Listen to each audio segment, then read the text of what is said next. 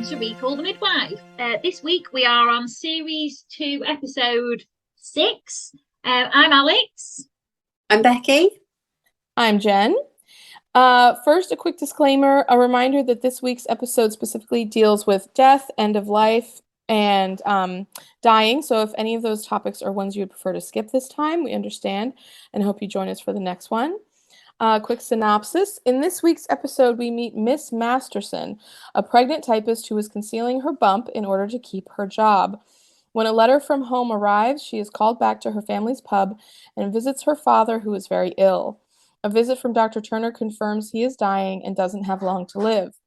Miss Masterson and her father are at odds, and their strained relationship following a prolonged estrangement is now evolving as daughter begins caring for father, when father learns he is going to soon have a grandchild. They reconcile, and he asks her to have her baby at home over the pub and stay there and run the business after he is gone. She accepts, and just as he takes a turn for the worst, her labor begins. Jenny and Sister Julianne watch over father and daughter, and baby is born and given to Mr. Masterson in the last moments of his life. There is another major happening in Poplar this week, an outbreak of tuberculosis, and a push by Dr. Turner and Sister Bernadette to get a mobile X-ray machine to come to Poplar to test for the disease. This effort continues to galvanize the growing feelings between them. The van arrives on clinic day, and Sister Evangelina runs herself ragged, managing the high turnout of residents to be tested. Sister Bernadette offers to get X-rayed in order to encourage a fearful child, and later on, Dr. Turner is informed of her results. He examines her to confirm that she has tuberculosis, and she leaves to convalesce at a home using a new method for treatment. So that's what happened. Oh my God, this episode. Good use of galvanized there, Jen. I was like, how do I say that their feelings and moments and energy has been getting more and more and more? I loved it. I thought it was brilliant. I don't use galvanized enough. I'm going to try. First, I think we should talk about TB because I think the writers are amazing. Like, if you were a writer listening to this, like, you won't be, but you are so good. Like, the fact that this is another one where it's like duality, where it's the modern TB storyline where, you know, they're talking about treatment and they're trying to get it stopped and all that, but also about the family where all the children died of TB. Like, I just think that's amazing. They had the showing, like, the effects years later and how different it is now and how it can be held. I just thought that was so clever. Well, TB has made a resurgence, hasn't it? There's traces of it been found in London. Oh, really? Yeah. Oh. I'm sure they're immunizing for it again. Oh, no. Well, wait, isn't it standard as an immunization anyway, like when you're a little kid? I think it's... Well, I think because it's kind of died out, it's one of those illnesses that we now there was just that level of immunity. I'm going to check this. I'm going to Google it in a minute. I don't think we get meningitis and all that, MMR, mumps, measles, rubella. We got all that when we're in England, in the UK, but I don't know about TB. Oh, see, I think we get TB here in the US as part of our like normal like immunization cycle, but I just wonder if maybe like if you had it as a kid, but then it gets like if there's an outbreak now, if you're an adult, maybe you need like a booster or something like that to avoid getting sick. But anyways, I mean, just oh man, everyone just get all the immunizations you possibly can. I know that's a touchy subject these days, but just I'm very pro modern medical science and just preventative medicine. So anyways. Well, I do have a TB story. It's like my syphilis story. Becky's not obsessed with syphilis. She also does not have syphilis. She did tell a story about syphilis. Someone she knew had it. Anyway, carry the floor, Beck. So my dad's uncle had TB when he was a child. So he had to go to live at his grandmother's house, and he lived in the chicken shed. Oh my because yeah, he slept in the chicken shed because the ventilation for his lungs was good. Yeah, apparently. I don't think chicken poo's good for your lungs. Well, he lived there. I don't know how long. Apparently, he went to live in the chicken shed in the orchard. It sounds very... But chickens were not hopefully living there at the same time that he was convalescing. Yeah, but Jen, right? They had an orchard, like a chicken shed in an orchard. They're going to be posh. Let's be honest. It's like an Airbnb nowadays. No, they weren't posh. They were. Is this the kind of thing where like, well, like, you know, like how Marie Antoinette referred to like how she had a cottage, but it was really like an absolutely stunning palace, and it was like just off a little bit to the side from Versailles, and it wasn't like 70,000 square feet, but it was like 20,000. That's, I feel, is that what we're trying to get here, Bex? She's saying it wasn't like that. They weren't posh, but they had an orchard. Like, my family didn't even have a garden. So. Well, but no, they lived in rural Cumbria though, so I can assure you it wasn't posh. But so he lived in the chicken shed. The chicken shed actually apparently got washed away in a flood in the 1950s. But yeah, he always had, like, he was always affected by the tuberculosis, but for a time he lived in a chicken shed. TB shed, we're going to call it. Wow. Yeah. Well, but he got better, you said. Yeah, he got better, but and my dad did say that like it was always in the background throughout his life. Well, also I just have to think, as a life experience as a child, like spending months, alone in a chicken coop. I mean, he wasn't alone, Jen. He had the chickens. Did any of the chickens get TB? Yes, a well-known, amazing like support systems for small children. Yes, really. I'm surprised he didn't go down with bird flu. Maybe he started it. Maybe the whole thing now. They need to look at your uncle or your great uncle. This episode though, you know, Jen, normally you're like, oh my God, it had me in tears. And I'm a bit like, all right.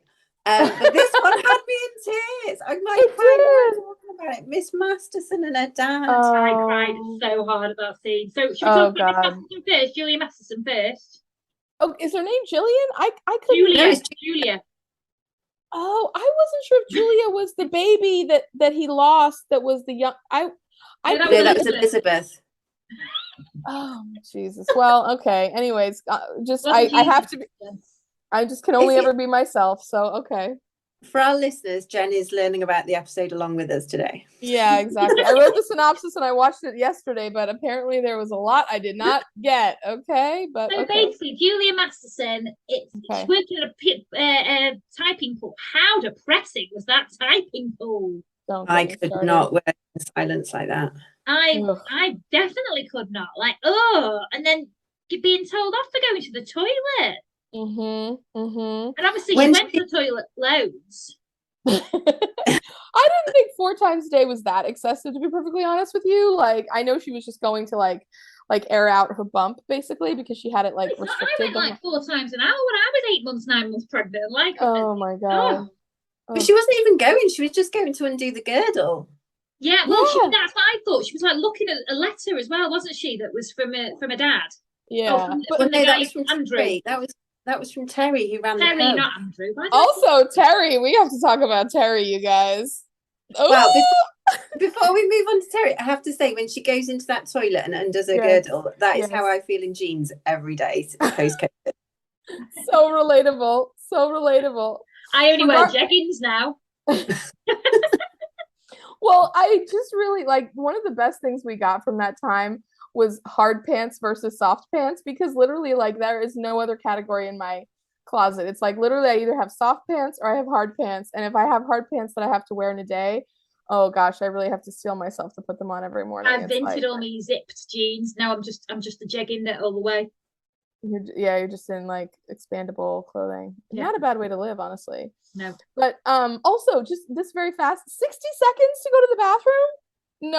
No. Like that was cruel and unusual punishment on the part of that lady. Okay, but anyways. But yeah, it didn't seem like a very nice, cultivating, nice work environment, did it? No, not at all. So anyway, she gets this letter from Terry. I don't know why I called him Andrew. Apologies. And Terry's like how dare you, Alex? Well, yeah, exactly. I know. But no, Terry's the landlord of the pub or the manager. And, I think he's like a manager. Yeah. Yeah, and to be fair, his attitude with so obviously she then goes to see her dad who's dying, and that's what we find out. But Terry's like, "Oh, made you a manager." I was like, "Excuse me, show some decorum and manners, please." Well, but I saw him as like evolving emotionally as the dad was, because probably Terry has been talking to the dad and he just got the dad's side of the story. You know what I mean? Like I saw that Terry is like being loyal to the father, and then once he saw the evolution, he was more. He took it too far. He took liberties. The hired help need to defer to upper management. If he doesn't, he's going to sleep in the chicken shed. I think Terry did a good thing here. I mean, he could have had eyes. Mr. Masterson is dying, basically. Like, he could have had eyes on that pub, but he got back in touch with Julia. Yeah, but to be fair, I presume at the request of Mr. Masterson. Oh, that's a debatable point, actually. I don't know that it would have been from him. Because when she walked in, he was like, what are you doing here? You can leave. And she was like, well, wait a minute, I thought it was a bit short-sighted of him, because I thought, he could have just ignored her and not sent it. But obviously, it would go to her. She's next of kin. So the pub would go to her. So I think he should have been like, oh, hello, Miss Masterson. I am the best landlord this pub has ever seen. How lovely to see you. So I wonder if Terry and Miss Masterson end up together. Yes, they completely do. That's exactly what I thought.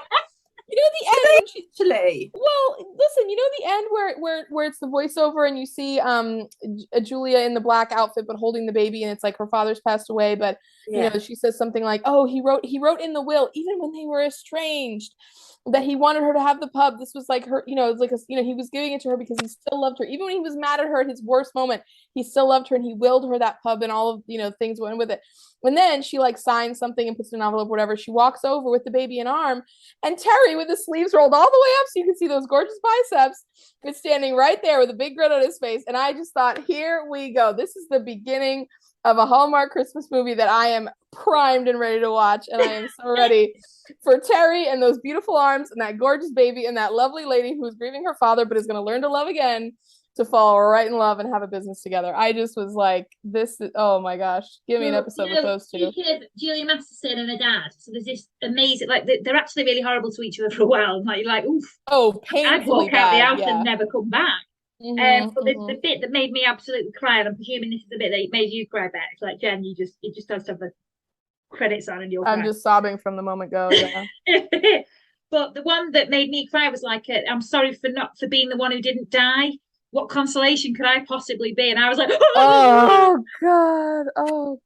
Made me cry. Well, there was two things. There was the drawer of children's shoes, because basically he had 6 children that had died of tuberculosis. So the drawer, and also for her, as hormonal as she would have been, to go back to like what was her childhood bedroom. Yeah. And just all those memories. So many other kids as well.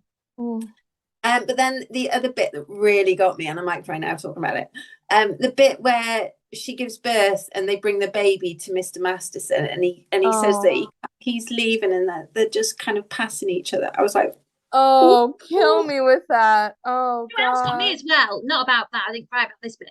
But like, she was giving birth in this pub, and they're saying like when it gets really busy, the pub, it gets like a furnace upstairs. She's upstairs giving birth in basically furnace heat, like in a kiln. Oh, poor girl. And she was really like, hurry up, get it to the babe, get into and quick. Like, she was really quiet about it. Yeah. You know the line that actually really got me that he said, and it was in that conversation where, she's saying like, I'm so sorry that I'm the one that lived, because clearly everybody else, I was just such a disappointment and everything. But he was so sweet to her and so loving. But he said, he's like, I have a broken heart. And again, to your point about the writers, like, this is where I would want to tell the writers, I love that line, because he literally had a broken heart, but he also figuratively had a broken heart. And just the seamlessness of being able to say so many things at once is just, it's fantastic writing. Chef's kiss once again. It's to the writers. Beautiful writing. This is why we love it so much. It is so beautifully written. And as I've said, I've read the book and it is awful. So how they've made it so gorgeous and so beautiful out of something so bleak. Well, and I'll just say this: I haven't finished the book, but I've gotten a good way through it now. I've read a lot, and to your point, Al, like, I thought the show really took you to the like toughest places on earth, but holy majolies, this book! I mean, your ears will fall off reading it, and your eyes will just bug out of your head. I had to fast forward quite a lot of graphic bits. Oh my goodness. We're going to talk about the books in detail, so don't you worry, listeners, but like, holy me jolies. But right, speaking of bleak, let's go on to the storyline. Oh, go on, sorry, there's one thing I just have to. So when Miss Masterson comes into, I don't know why I'm calling her Miss Masterson, like I'm working in the typing pool. When she comes into it, she thinks she's 8 months pregnant. And then when Jenny Lee's examining her, she's like, oh no, I think you're much further along. So she thinks she conceived on Christmas Eve. And then she's like, oh no, we went to like a fireworks display on bonfire night. That's 7 weeks apart. Right? I also thought that, but I will say this as well that I thought was amazing. The scene, I just forgot, I wanted to mention this, the scene when she went and handed everything with a bump all proud. Oh, yeah. When she her quits dad her had job. accepted her. Yeah, and she's like, I've got no shame. I've got my place in the world. I'm not ashamed. I'm happy for who I am. My dad's accepted me. This is it. This is who I am. F you with your 1 minute toilet breaks. Just the most amazing, like, what a wonderful moment of like vindication. Just walk in there and be like, I resigned, boop, and like out of here, and like the bump is 2 feet out front of her before she walks in the door. Oh my god. Next, the other girls reminded me of you because they were like, oh!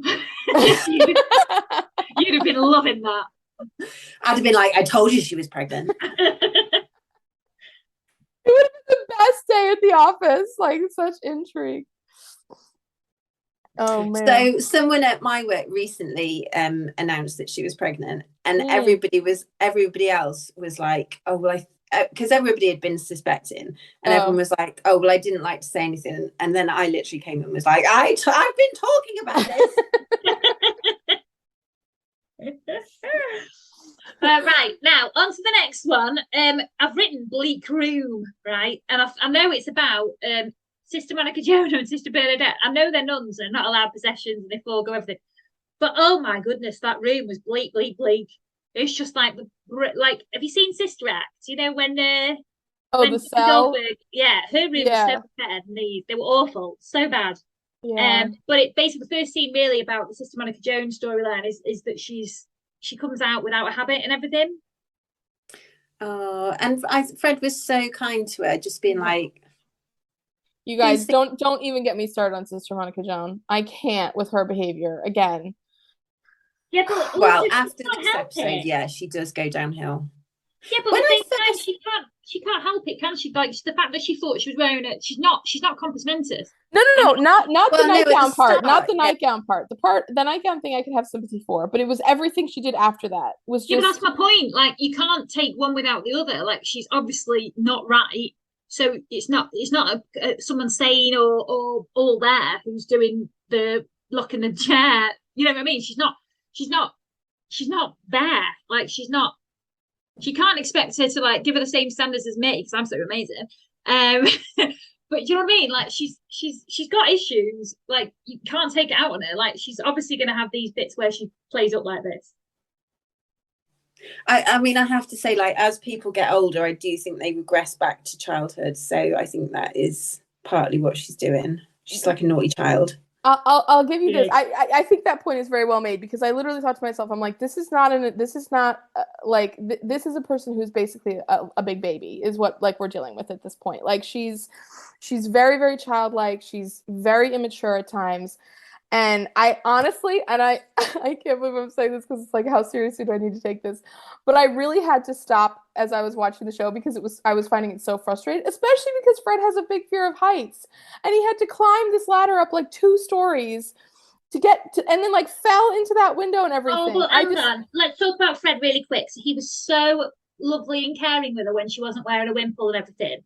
Yeah. And she was like, keep it secret. And he was like, I will. And I think that really showed like the strength of Fred's relationship with her. Like, it really showed how much he cared about her. Mm-hmm. Yeah. And like that she relies on him as well. And obviously then she locked herself in the bathroom, which I'm not saying I'm a fan of. I'm not like, yay, that's amazing behavior. But I am saying I don't think she can control it. Well, I had to look at it this way. I was like, okay, this is a person who like, I have to approach, because the thing is, when I watch the show, all the characters, I pretty much am like, oh, these are my friends. These are my like people that I enjoy spending time with. Like, I like relate to them. I look to them. I think about them, blah, blah. Even when Jenny Lee annoys me, like I still feel kind of like a camaraderie with her in a way because, it's like we're all going through this together kind of a thing. But with Sister Monica Joan, I really had to stop and I just thought like, okay, like let me think of her the way I would think of a client where they're dealing with, like I have to look at her differently because I can't and also I will say this, there is something at least positive about talking about the unpleasant and inconvenient and really difficult aspects of a person who's aging, because usually people who are aging, especially in shows and TV and all that kind of stuff, are portrayed as like so wise and so like with it, and they figured it all out and they're just accepting it, and like growing old is natural, and like, oh well, I'm an old person now and like I'm just so, whatever. And she's the exact opposite of that. And I actually think that aging is really painful and complicated for a lot of people, and they fight tooth and nail to not do it. And that's what she's showing. So I tried to think of it that way to like tell myself. There's glimmers, aren't there, when she's not with it, and then all of a sudden she just comes out with like a pearl of wisdom. Or so someone's weight of birth or whatever. But it's all the same to me. I hope my mum doesn't listen to this, because I'm about to say something awful about her. Sorry, mum. But the older she gets, the more just immature and annoying she's getting. Like, she's just so unreasonable. you're like a toddler. Like, honestly, I swear my 5-year-old is more mature than her sometimes, and I'm just like, oh. So I kind of get it. And she hasn't got a diagnosis of anything. She's just annoying. Well, anyway, yeah. Sometimes it's not because she has dementia or anything. This is just her personality. Like, yeah. Anyways, yeah. And that's okay. And you know what? She's done a lot of good work before, so okay. So they're doing a TV screening. We'll talk about that a bit more in a minute of how it actually happened. But Sister Monica Joan is trying to get out of it, and she puts a chair against the bathroom door, and Jane is trying to get in and can't. So Jane genuinely thinks that she's trapped in there. Right. So she sends Fred, who's very scared of going up ladders and stuff, up a ladder. And Jane was lols. Jane's like, ordinarily I'd be sympathetic, Fred, but today I'm not. You need to get up there. So she's like, I just love Jane. I love Jane. She's a rock star. She's just the best. So anyway, she made him go in, and then she was the other side of the door. And basically she sees that she just had a chair there because Fred obviously moved it. And then Fred's like, look, I'll totally go to the actual TV screening with you. I'll be by your side all the time. And then she's like, Fred, my rock and my fortress. Like, I just thought it was a really lovely scene. It was. And Fred is an A+, 100% A+, man. Oh, I love him. So Sister Bernadette, so she, surely she would have had an X-ray anyway, because they all seem to be being screened for it. But she has the X-ray to encourage a little girl who's scared to have her X-ray done. Well, I think we talk about how it actually happened, why the TV van was there. Yeah. So last week, obviously, there was the in episode 5, there was a sexual frisson, so it's sexual tension with them two, him like doing Jeffrey Dahmer kissing her hand when it was cut. And stop saying that. So then they did that, but then this week they were a bit like, what's the word, awkward around each other, weren't they? Yeah. Anyway, Sister Julienne had to go away to the mother house or something, so Sister Bernadette had to stand in for her, and he was having Dr Turner being like the health board to try and get a TV screening in Poplar, because obviously they'd had a few cases, because there was that mum at the start who was coughing up blood. It was a lovely scene.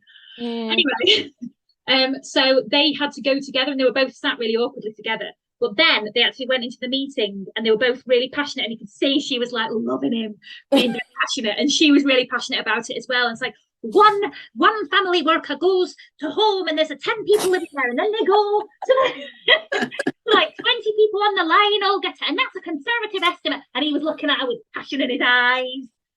Oh, I loved it so much. Are you laughing at my lovely accent? I can't get over it. Well, anyway, they then basically like this would be a scene where, like, in a different show, if they were different people, that like after they got the X-ray van, they would like go out and be like, oh my goodness, and everything, and then give each other a hug, and then like pull away, and then just start passionately kissing, and like they'd go in a bedroom or something like that. You know what I mean? Like, a common scene when talking about TB. You're right.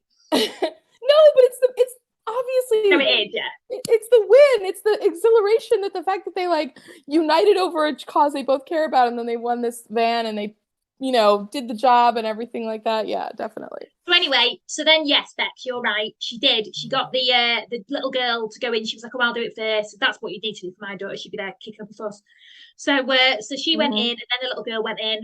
Bob's your uncle. Everything's good. It goes really, really well. Can I just say, lol's an amazing work by Sister Evangelina. Everybody had to form a line. It's like, oh my gosh, pull it together. Well, Sister Monica Joan actually said you're somewhat reminiscent of a foghorn, and she could not be more right. Like she was right amazing, though. I love the bit where she was like, "I was born for this." She really was, though.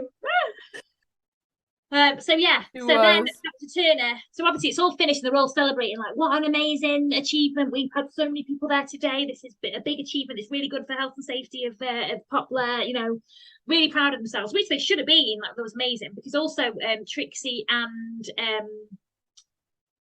Cynthia did a leafleting campaign getting everyone to do it. So it was just a big triumph all around. Well done, team. But you know.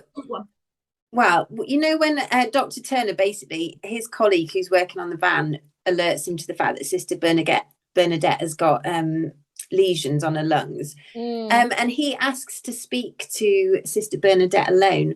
Do you think Sister Julianne suspects that my mom said this. My mom said this when we were watching the episode. Hang on. Suspects what?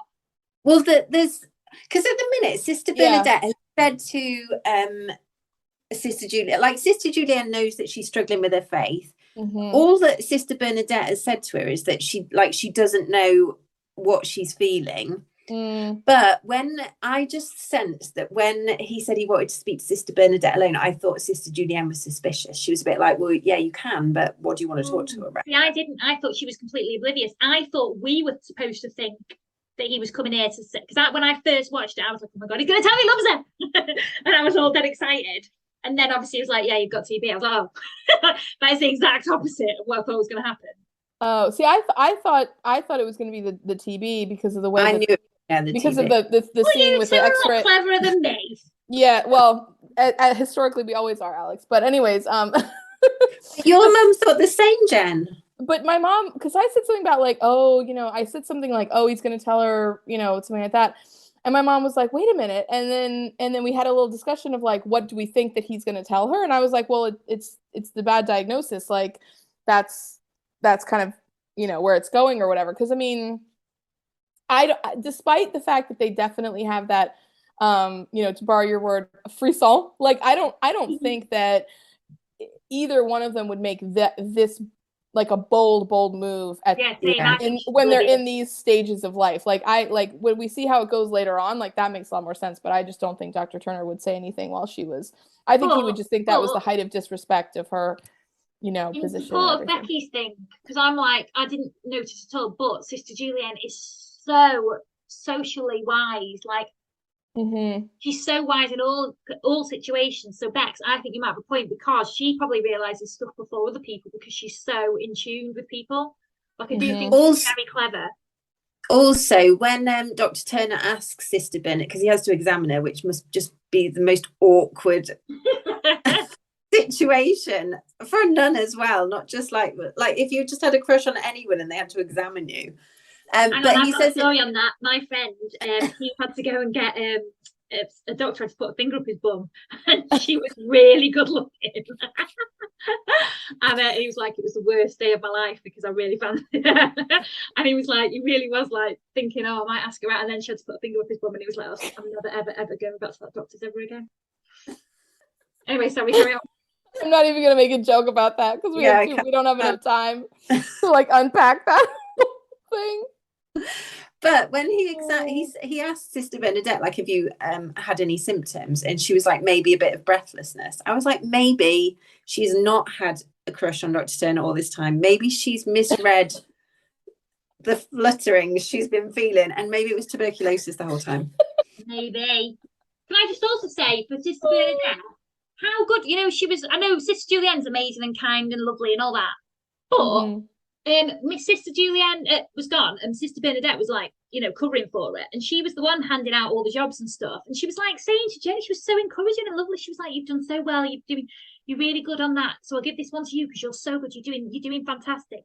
And then she was like to Cynthia, she was like, oh, like, I don't know, this household, their pet mouse has eaten the thing, so you need to carry that. I was just like, oh, you are ace at this. You should do this more often, Sister Bernadette. I would have done it. I'd have done a round for her, doing like, diabetes checks or something. I don't know. She's great. She's great. Yeah.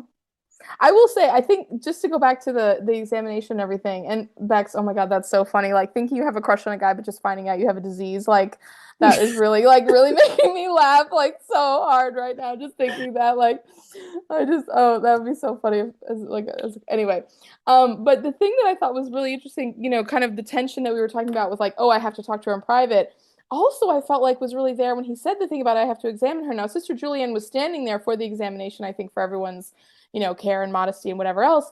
But I thought that is actually a really interesting scene to play, and like how they kind of did it was really interesting to me, because they obviously have the tension of like, oh, he's gonna like touch her and all that kind of thing like that. But then at the same time, she is genuinely concerned about her health, and he's genuinely trying to figure out if there's something wrong. And also he'll care, because he obviously cares about her. Yeah. So like, he'll be caring about that as well. Like, it'll be another dad. It won't just be another patient to him. It'll be, he obviously fancies her, and Yeah. So it's like there's a lot of stuff happening in that scene, and I thought they both kind of did a great job of portraying that. Also, I have to say, I wrote this out of my notes.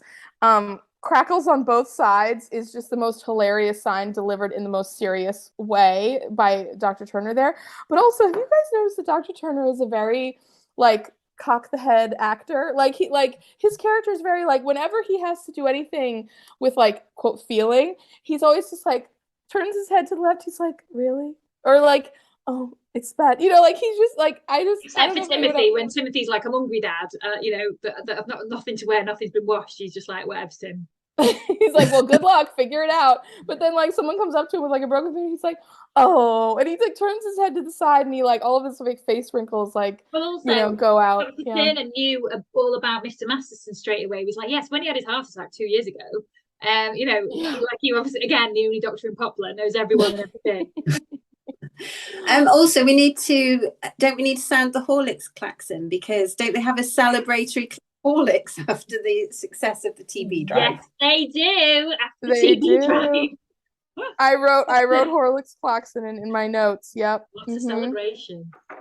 Right. Oh, and also one last thing. So we had gotten a comment from one of our listeners, which we're going to do an expanded thing about this based on their suggestion, but because the listener is American and I am also one as well, I wanted to highlight this point because she asked if we would explain British terms that don't make sense outside of Britain, or that you don't know what the equivalent would be outside of Britain if you haven't grown up there. And so I thought of another one earlier, but we'll have to revisit it later on. But one that I did want to highlight is Sister Evangelina makes a big deal about forming a queue. And I did not know what a queue was until I moved to the UK. And it's no one uses the word queue except for you guys. It's not a term. It's not a term. It literally does not exist. It may be in like a country that follows British whatever, but no. In America, we don't use the word queue. So when you form a queue, you form a line. So line up. You don't say queuing. No, we never say it. Never. We always say form a line, get into a line, line up. Like that, stand in a line. That's what we say. We don't say queue. Oh, Jen, you need to. We've got so many things to do on an episode of this. Then that'll be great. Yeah. I already thought of another one earlier, but then we were talking and I forgot and I didn't write it down. But I wrote down line and queue, so I would come back to it. But there's literally thousands of these, and it's been a big feature of our friendship for like over 20 years. So believe me, we will dig in, and it will be very funny. Right, well, Jen, when the Queen died, Jen, did they cover the queue in America? Yes, but again, they would say like, oh, like the lines were stretched around the blocks, like it was like a 36-hour line or whatever like that. Like British people would say queuing if they were on American TV, but we would never queue on there on Twitter. We had the queue, then we had the queue for the queue. My brother is a police officer, so he had to go up to London. So all I had to say to people was he's policing the queue. Yeah. And by the way, for everyone who doesn't know, because this word is so wild and weird, it's spelled Queue, which is just, I mean, well, it's English, Jen. Like my brain is gone. Proper English. Right, on that point, okay. It's time to queue up for the queue. It's time to queue up for Heroes and Zeros of the Week. Woo, woo, woo. Who's going first? Well, obviously not me because I get blasted every single week. You can go. I've done it loads now, so you go first. You go first then. Okay. Okay, I'll do my 0. Oh, you know what? Here's my 0. It's a little bit niche. We didn't already cover it.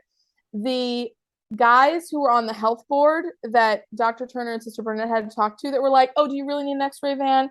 We're getting them out. Like, can't you just be patient? Why do you have to wait? Like, listen, everybody needs one. Why are you so special?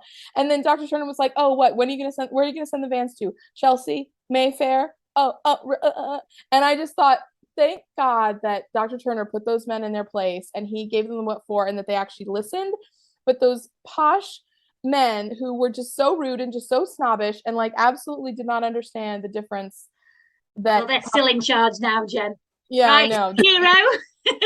But anyways, they sucked. Okay, so my hero is the reconciliation between Julia and her father because just, I mean, I say it all the time, but like just love wins out, and a father-daughter relationship is just this.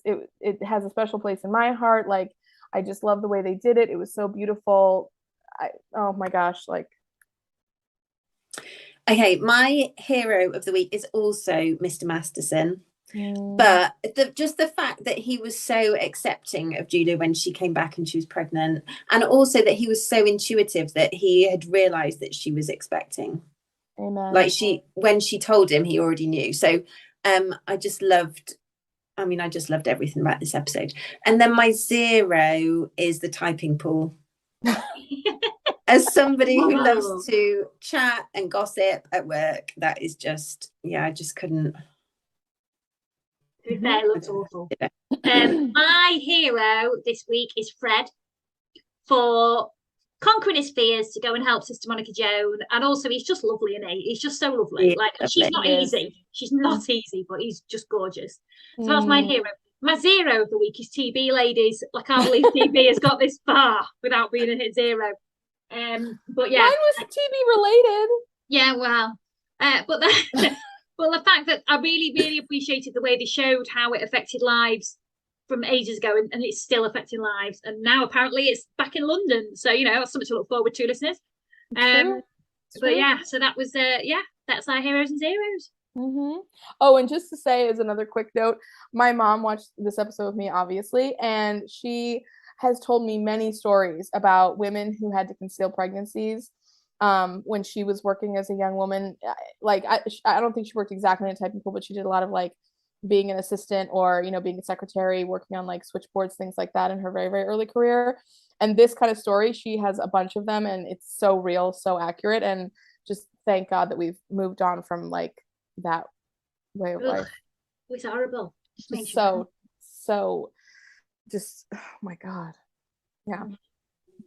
Some things have gotten better, thank goodness.